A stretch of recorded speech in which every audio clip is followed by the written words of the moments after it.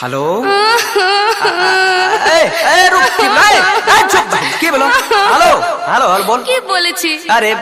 बोल ना की बोलो हम नहीं रहबा तोरा घर में आय तोरा से की तोरा की बोलो तो दिक्कत की तोर भाई बाप मैं रोज घिसेट कराई छो हमर भाई बाप तोरा से तू कुछ नहीं ओकरा बोले छी तो कोरिया भड़वा हमरा पर ध्यान नहीं दै छी रे ए जो है अरे आबेल पड़ते की तो जल्दी आओ ना भैया बोला के चल जाइबो लहरा है नहीं रुका बहिन चुक हम काहे ला रहली रुका साथे की होय छ तो सुन हम बतबै छियो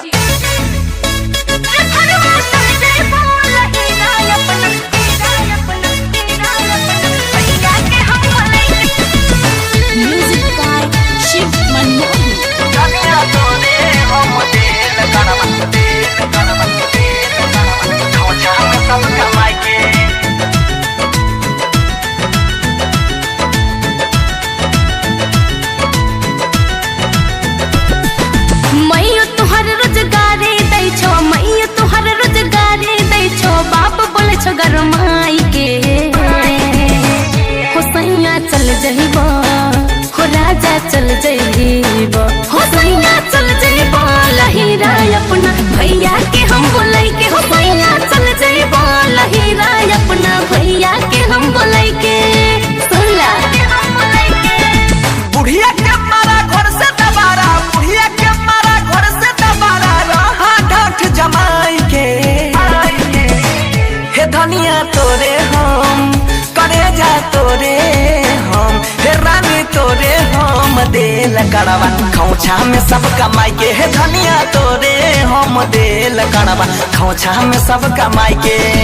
ये रुपया केकरो नहीं मिलता है तू डरियो नहीं हम छिए हम तोरे हम देल कड़वा खौछा में सब कमाई के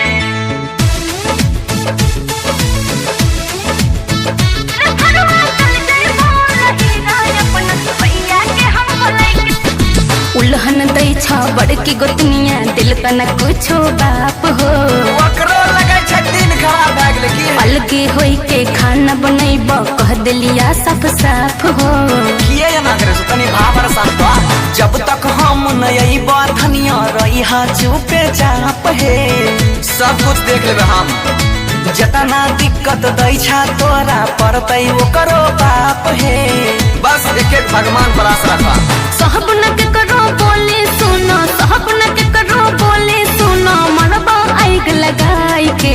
अरे बाबा सब करवा है हुसैया चल जइबो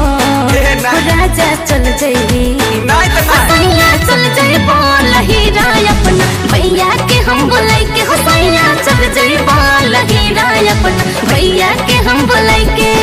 एको पल नहीं रहबा तू चल जेबो त हमो नहीं खोरेबो धनिया तोरे हम देल कड़वा खौछा में सब कमाई के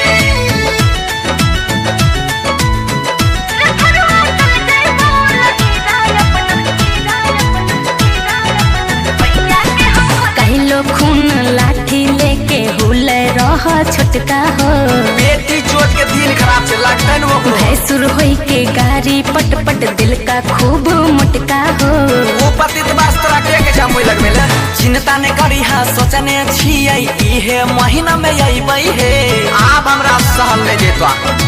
फरिया बर्तन खेत जमीन सब घर द्वार फरी अइबै हे कुछो ने कहै छै तोकर मन बढ़ै छै कहै छ पर भासु न हो बंसी फैसला करतै मनीष महिया लनी हो पंच बुलाई के मुखियो सब ओकरे छियै रे कोढ़िया चल जइबो